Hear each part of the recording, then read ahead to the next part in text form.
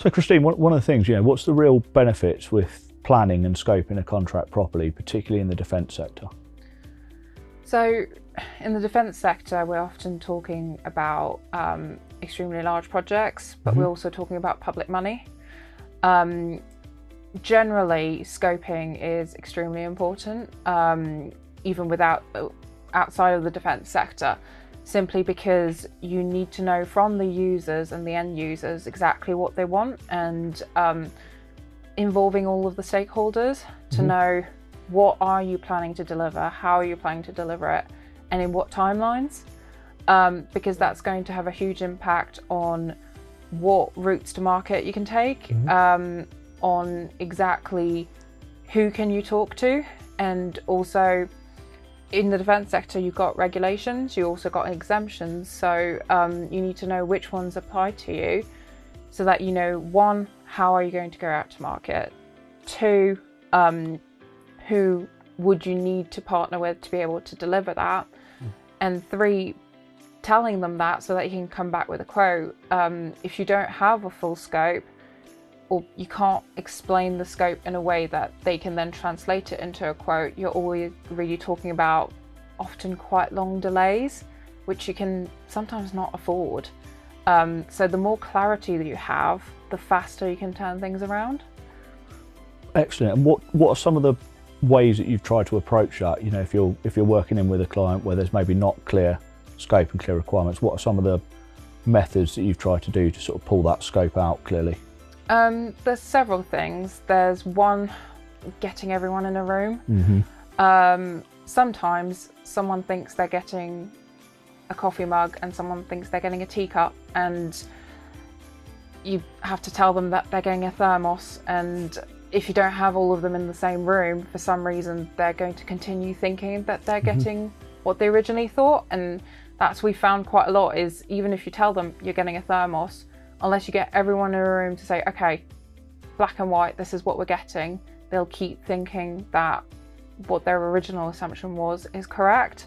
So getting everyone on the same page quite quickly is already quite important, and it's what we always try to do first. Also because sometimes the techies they'll have a very specific idea that then wouldn't have been translated to more programmatic, more back office functions. And unfortunately, the program and the commercial people are the people who have to take it over the line, not the people who have the more technical knowledge. And that translation doesn't always happen. And sometimes it's about just being the person to ask the dumb questions, being like, okay, well, you want a teacup. Okay, well, for how many people? How big? Like, what colour? And being the person to ask the dumb questions means that everyone gets the answer that they might not have thought they needed, and that puts things through a different lens.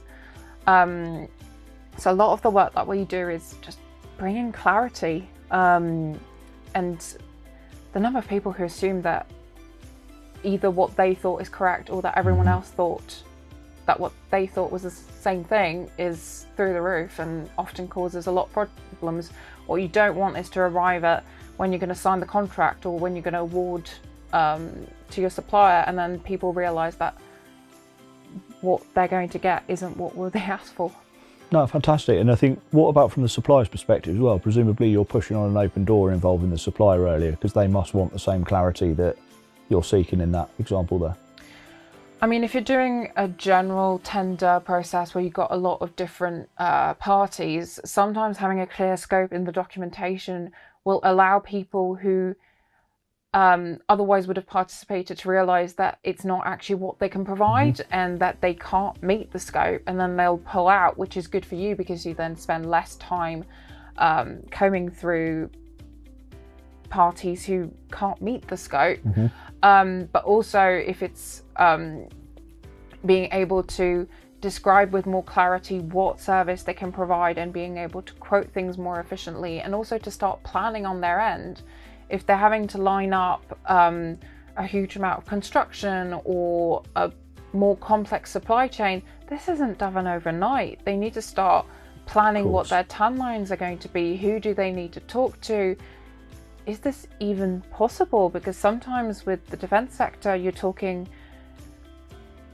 1 in a million that can meet all of the requirements. So being able to bring this forward in the timeline and having extra clarity sometimes helps you realize that what you're asking for can't be provided. And then it means that your company's not spending millions on figuring out that it's not possible, or being 4 years down the line of a multi-million pound project to go, oh well, sorry, we can't actually provide you what you asked for. Yeah, absolutely. And this is not just in defense sectors. A lot of like scientific or academic communities are also like that.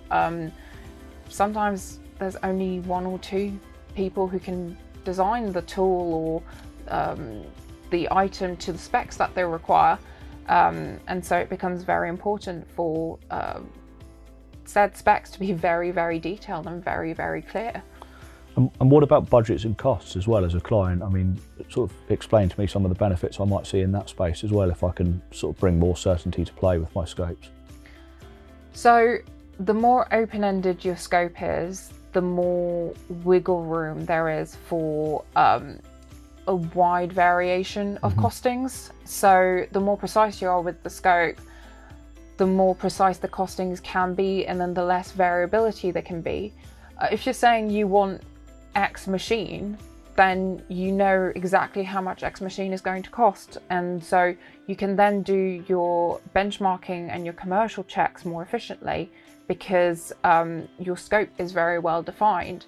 If it is, well, you want a machine that can provide X, but then you don't know exactly how much throughput you're going to have, you don't know exactly how often you need to turn it on, how many of the items you need to put out, then, well, you could go for the mini machine that does it once a fortnight, or you go for the massive machine that does 45 and 10 minutes. Now, both are a problem, because if you're paying, you only need the once in a fortnight, but you're paying for the 45 and 10 minutes, then you're hugely overpaying. But then in the opposite direction, then you're running into a problem because you can't meet your requirements. So you've paid for the first machine, but you're definitely going to have to pay for the second one. So it avoids wastage further down the line. So hugely important for scope and planning to be very, very clear of what is required.